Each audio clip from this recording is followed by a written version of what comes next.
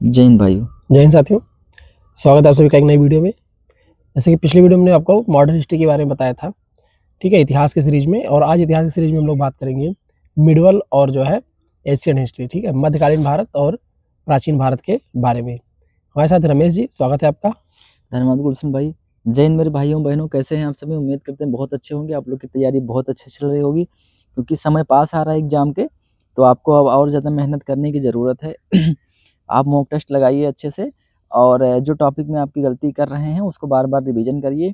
इसी क्रम में आज हम बात करेंगे एक अगले वीडियो में जीएस के क्रम में, कि आप मेडिवल हिस्ट्री और एंशिएंट हिस्ट्री में कौन से ऐसे टॉपिक हैं जिसको पढ़ करके और थोड़ा नंबर आप ज़्यादा गेन कर सकते हैं। मतलब लिमिटेड टॉपिक को पढ़ करके और मैक्सिमम नंबर ला देखिए, सकते अभी हम हैं। जो टॉपिक दे रहे हैं वो आपको कैसे-कैसे, क्या-क्या पढ़ना है इस पर बात कर रहे हैं। जल्दी रिवीजन के लिए कैसे-कैसे पढ़ना है इस पर वीडियो हम लोग लेके हाँ, आएँगे। परीक्षा फिर जैसे नज़दीक आती जाएगी, हम वीडियो लाते जब रहेंगे। परीक्षा नज़दीक आ जाएगी तो आपका हम लेवल चेक करने के लिए हम लोग लाइव आएँगे और आपसे क्वेश्चन पूछेंगे कि आपकी कितनी तैयारी हो गई है, तो आप वहाँ पे हमको रिप्लाई करेंगे। तो सबसे पहले हम बात करते हैं कि मध्यकालीन जो भारत है, वहाँ से सबसे ज़्यादा क्वेश्चन जो बनते हैं वो कहाँ से बनते हैं? तो सबसे ज़्यादा तो देखिए जो वंश हैं ना मध्यकालीन में, अ, उनके संस्थापक पूछे जाते हैं। जैसे तुगलक वंश हो गया, खिलजी वंश हो गया, गुलाम वंश हो गया, इनके संस्थापक कौन हैं? और पहले-पहले जो लीडर हैं, पहले शासक हैं, वो कौन माने जाते हैं? इनसे क्वेश्चन बनता है। सीधे-सीधे पूछ लिएगा, खिलजी वंश के संस्थापक कौन थे? खिलजी वंश का पहला शासक या संस्थापक कौन था? तुगलक वंश का संस्थापक कौन था? लोदी वंश का संस्थापक कौन था?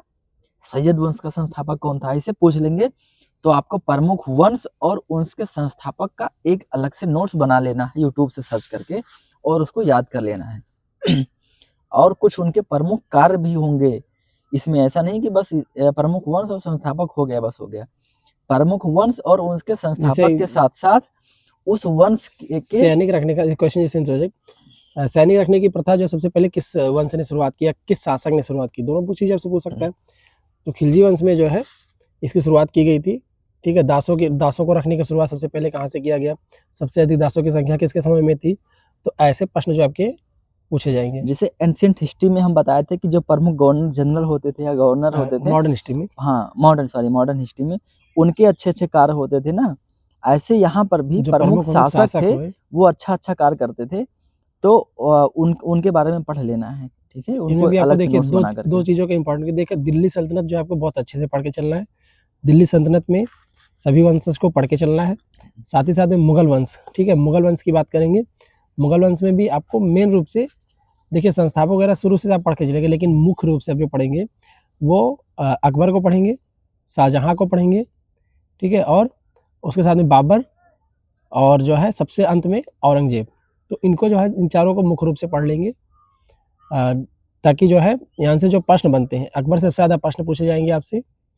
जैसे रमेश जी, अकबर से संबंधित 4-5 प्रश्न देखिए, हो जाए। अगर मैं बात करूँ तो जो मुगल काल है ना, मुगल काल में बाबर जब इंडिया में आता है, तभी से सबसे ज़्यादा क्वेश्चंस वहाँ से मुगल काल की शुरुआत होती है, और बाबर से ही क्वेश्चन पूछने शुरू हो जाते हैं कि बाबर जो है किस देश का निवासी था? इंडिया का तो था नहीं, तो फरगना का वो था ना, वहाँ पे उनके पिता उमर शेख मिर्ज़ा थे, फरगना के शासक थे, तो वहीं से आए थे ये। तो वहीं से क्वेश्चन स्टार्ट हो जाता है बाबर के बारे में। बाबर का बेटा कौन था? हुमायूँ। हुमायूँ का बेटा कौन था? अकबर। अकबर का बेटा कौन था? जहांगीर। जहांगीर। जहांगीर का बेटा शाहजहां, और शाहजहां का बेटा औरंगजेब। आपको सबसे ज़्यादा 1707 में जो है औरंगजेब की डेथ हो जाती है, मृत्यु हो जाती है। मुगल शासन जो है वो कमज़ोर हो जाता है। उसके बाद से बहुत ही कम ही शासक हैं जिनके बारे में क्वेश्चन पूछा जाता है। लेकिन बाबर से लेकर के औरंगजेब तक आपको प्रॉपर क्वेश्चन देखने को मिलेंगे। अगर हम बाबर के बारे में कुछ पूछें, तो बाबर जो प्रमुख युद्ध लड़ा है, उसके बारे में खानवा का युद्ध हो गया, पानीपत का युद्ध हो गया, और हाँ, खानवा का युद्ध हो गया, पानीपत का युद्ध हो गया, घाघरा का युद्ध। घाघरा का युद्ध हो गया, चंदेली का युद्ध हो गया, ये सब के बारे में पूछा जाता है। और प्रमुख जो है वो नीति तोपे खाने का प्रयोग किया, तुलोगुमान नीति का शुरुआत किया, किस युद्ध में किया, तो इसके बारे में ये हो गया। फिर हुमायूँ के बारे में पूछा जाता है कि जो मुगल काल में चित्रकला की जो नींव पड़ी थी, क्योंकि हम देख के बता नहीं रहे हैं तो माइंड से रिकॉल कर रहे हैं क्वेश्चन तो थोड़ा इधर उधर हो जाता चलिए है। क्वेश्चन आप लोग तो समझ चुके हाँ, होंगे लगभग। मुगल काल में जो चित्रकला की शुरुआत हुई वो कौन से शासक ऐसा था जिन्होंने मुगल काल में चित्रकला को शुरुआत की? तो वो था हुमायूं। हुमायूं के शासनकाल में एक दो प्रमुख चित्रकार थे जो फेमस थे। उसके बाद में हुमायूं की बहन गुलबदन बेगम थी, उन्होंने अपने भाई की मतलब याद में ही हुमायूं नामा लिखा था। उसका समझिए कि जीवनी है, गुलबदन बेगम ने लिखा था हुमायूं नामा। उसके बाद में हुमायूं युद्ध भी लड़ा। हुमायूं कमजोर शासक माना जाता है कहीं अपने काल का। हुमायूं और शेरशाह के बीच में 2 युद्ध हुआ था, चौसा एवं का युद्ध एवं कन्नौज का कन्नौज का युद्ध। युद्ध। उसके बाद में कालिंजर के किले में उसकी मतलब कालिंजर के किले में तो इसकी शेरशाह सूरी की मृत्यु हो जाती है। फिर बीच में शेरशाह सूरी को भी पढ़ लीजिएगा कि शेरशाह सूरी ने ही सिक्के चलवाए थे। और हुमायूं के बाद में फिर आते हैं अकबर। अकबर 1555 में या 56 में शासक बनते हैं, मुझे डेट नहीं याद आ रही कंफर्म। 1556 में। हाँ, उनके संरक्षक बैरम खां थे। तो अकबर से सबसे ज़्यादा क्वेश्चन बनता है, अकबर से बनता है, क्योंकि अकबर ऐसा शासक था जो सबसे कम पढ़ा लिखा था लेकिन सबसे समझदार शासक था। ठीक है, उसका काल जो है ना वो स्वर्णकाल माना जाता है मुगल काल का। तो इसने बहुत सारे काम किए अच्छे अच्छे। जैसे मैं बात करूं, एक इबादत खाना होता है, तो इबादत खाने का जो है निर्माण किसने करवाया? अकबर। इबादत खाना ऐसा जगह होता था जहाँ पर हिंदू, मुस्लिम, पारसी, ईसाई सभी धर्म के लोग आपस में बैठ करके और सभी धर्मों का सम्मान करते थे और कैसे मतलब एक दूसरे को सपोर्ट करें, कैसे सहमति बनाए रखनी है, उस वहाँ पे बैठ के बातें करता था सबसे। ऐसा नहीं कि जैसे अकबर मुस्लिम है तो जाकर के मस्जिद में बैठे, नहीं, वो जाके इबादत खाने में वहाँ बैठता था जहाँ पे सभी धर्म के गुरु आके बैठते थे, उससे बातें करता था वो। दीन इलाही धर्म की शुरुआत हुई किया अकबर ने। दीन इलाही धर्म को मानने वाला पहला शासक कौन था? ठीक है, और सबसे पहले किसने अपना, कौन हिंदू कौन था जिसने अपनाया? हाँ, ये भी पूछा जाएगा। अकबर के काल में कुछ रहते थे जैसे 8 या 9 लोग उसके दरबार, नवरत्न। 9 रत्न रहते थे अकबर के। तो उसमें प्रमुख कौन थे? जैसे टोडरमल जो थे, उनका संबंध किससे था? भू राजस्व व्यवस्था से था। टोडरमल जो है उनका जन्म सीतापुर में बंदोबस्त हुआ था। व्यवस्था। बंदोबस्त व्यवस्था से दहसाला पद्धति उन्होंने शुरू किया था। ऐसे मुल्ला दो प्याजा थे उनके दरबार में। और मुझे नाम नहीं याद आ रहा है 9 का इस टाइम प्रेजेंट टाइम में, लेकिन उनके काल में 9 लोग रहते थे उनके दरबारी में और 9 का अलग अलग काम होता था। जैसे तेलुगु जो कवि थे कृष्णदेव राय के कृष्णदेव दरबार में राय। 8 दिग्गज रहते थे। अष्टदिग्गज हाँ, जो कहा जाता है। अष्टदिग्गज जिन्हें बोला जाता था, ऐसे इनके काल में रहते थे। जिसे नवरत्न। शिवाजी की काल में रहते थे 8 अष्टप्रधान उन्हें बोला अष्टप्रधान। जाता था। शासन के लिए जो है वो होते थे। शासन के 8 लोग होते थे प्रमुख चलाने के लिए। पेशवा होते थे, पंडित होते थे, न्यायाधीश होते थे। ऐसे इनके काल में 9 लोग होते थे। 9 का अलग अलग काम था। बीरबल थे, तानसेन थे, सबका अलग अलग काम था। तो इन 9 के बारे में आपको पढ़ लेना है।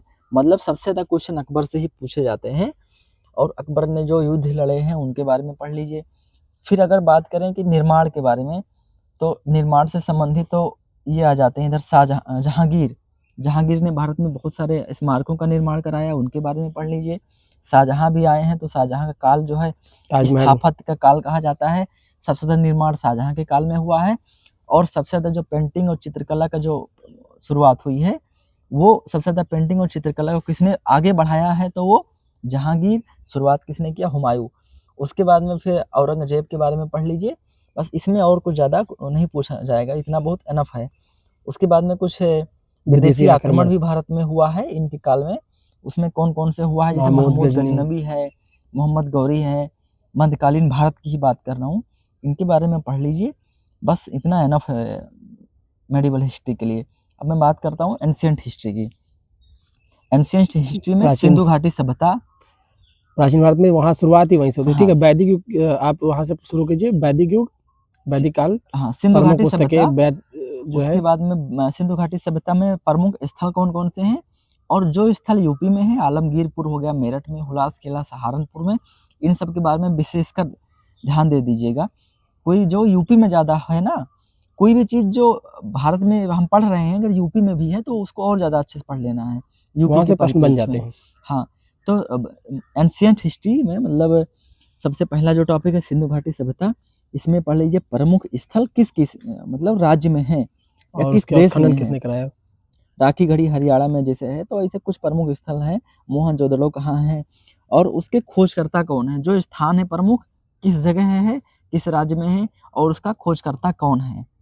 फिर वैदिक काल की मैं बात करूं, उत्तर वैदिक काल और पूर्व वैदिक काल और उत्तर वैदिक काल, जो 2 कालों हैं, कब से कब तक माना जाता है और उस टाइम की जो है प्रमुख नदियां हैं उनके बारे में पढ़ लीजिए। प्रमुख नदियों का उपनाम भी है, जैसे बितास्ता किस नदी को कहा जाता है, झेलम, अस्कनी किस नदी को कहा जाता है, चिनाब नदी को, तो ऐसे सरस्वती, हाँ, पिपासा व्यास नदी को कहा जाता है, सरस्वती को नदीतमा कहा गया है। ऐसे सभी नदियों के बारे में पढ़ लीजिए। जैन और बौद्ध धर्म, ये भी बहुत अपने आप में इम्पोर्टेंट है। जैन और बौद्ध धर्म, जैन में जानते हैं महावीर स्वामी, बौद्ध धर्म में गौतम बुद्ध। तो महावीर स्वामी और गौतम बुद्ध के बारे में आपको पूरा फुल डिटेल पढ़नी है। जैसे आप महात्मा गांधी के बारे में हम बात कर चुके हैं मॉडर्न हिस्ट्री में, और राजा राम मोहन राय के बारे में जैसे बात किए हैं, ऐसे इन दोनों लोगों के बारे में पढ़ लीजिए।